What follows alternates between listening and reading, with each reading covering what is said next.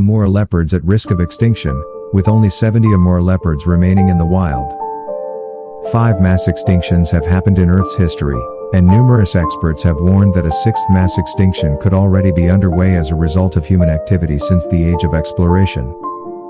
Some scientists have even suggested that nearly 40% of the species currently residing on our planet could be extinct as early as 2050. But is this just a worst-case scenario? Is such a dramatic decline in Earth's species likely to happen? A rising death toll. A 6th mass extinction is definitely plausible. Species don't go globally extinct. It's likely that those that can't adapt to our rapidly changing world will undergo range contractions, population bottlenecks, local extinctions, and become functionally extinct. The current extinction crisis may not have reached the height of the Big Five, but it's certainly on track if nothing is done to stop it. Around 41,000 closes to 1/3 of all assessed species are currently threatened with extinction. Many well-known species and subspecies including the Sumatran orangutan, Amur leopard, Sumatran elephant, black rhino, hawksbill sea turtle, Sunda tiger and cross-river gorilla are classified as critically endangered, meaning that they are at extremely high risk of extinction in the wild. A baby Sumatran orangutan cuddling its mother. A category containing those species that possess an extremely high risk of extinction as a result of rapid population declines of 80 to more than 90% over the previous 10 years, a current population size of fewer than 50 individuals, or other factors. Many of these species are so severely threatened that they may not make it to 2050. For example, a mere 70 Amur leopards remain in the wild, while the vaquita, a species of porpoise thought to be the world's rarest marine mammal, is down to only 10 individuals. There are countless lesser-known species that are also at risk. A 2019 review published in the journal Biological Conservation found that more than 40% of insect species are now threatened with extinction, with the researchers stating that more sustainable, ecologically based practices need to be adopted across the board so as to slow or reverse current trends, allow the recovery of declining insect populations, and safeguard the vital ecosystem services they provide. Scores of insect species are on the critically endangered list, including the white-tipped grasshopper, southern alpine bush cricket, Swanepoel's blue butterfly, Franklin's bumblebee and the Seychelles wingless groundhopper. The same dire prediction of steep decline is present across nearly all life on Earth.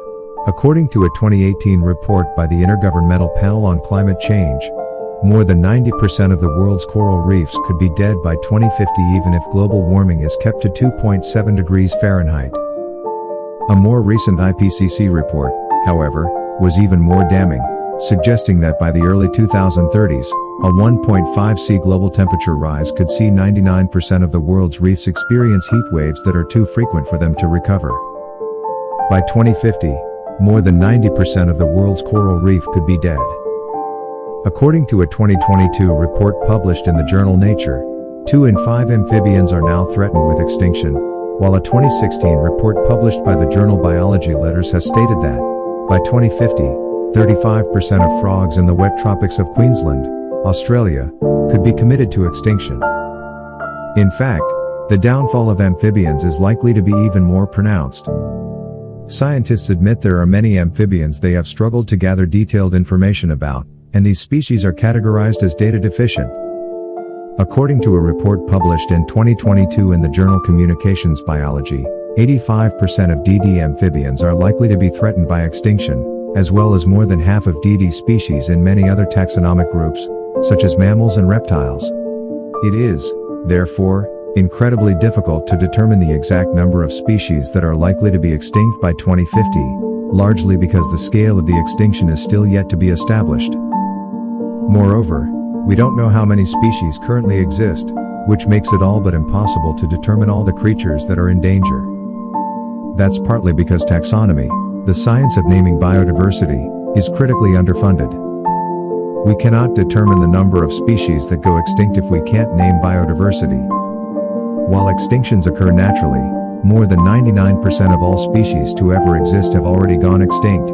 Human activity can dramatically speed up the rate of species extinction. Island ecosystems are the perfect example to illustrate this.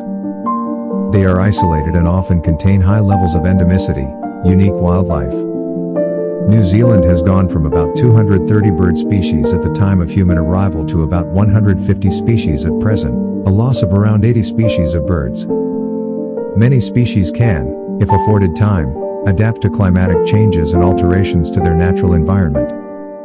A 2021 piece of research in the journal Trends in Ecology and Evolution found that some animals are shifting their morphologies to better cope with climate change, with some birds seeming to be the most adaptable.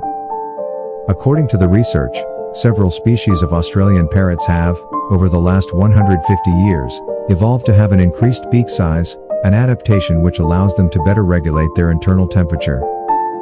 But, with human activity speeding up climate change and the decimation of habitats, some of the most vulnerable species are likely to bear the brunt and find themselves unable to adapt.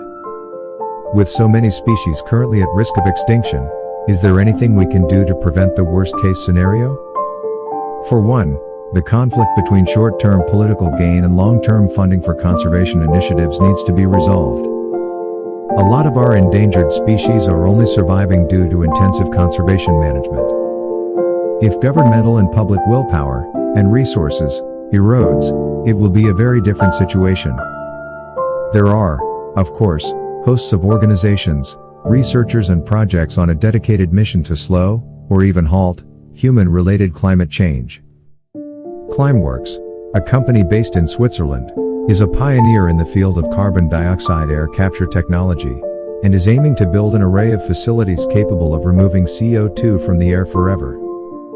Its first plant opened in Iceland in 2021. We made extra efforts to produce such kind of informative videos. If you feel that this video gives you some kind of valuable information, then like and subscribe this channel.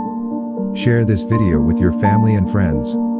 Hit the bell icon, so that you will not miss any such kind of informative videos.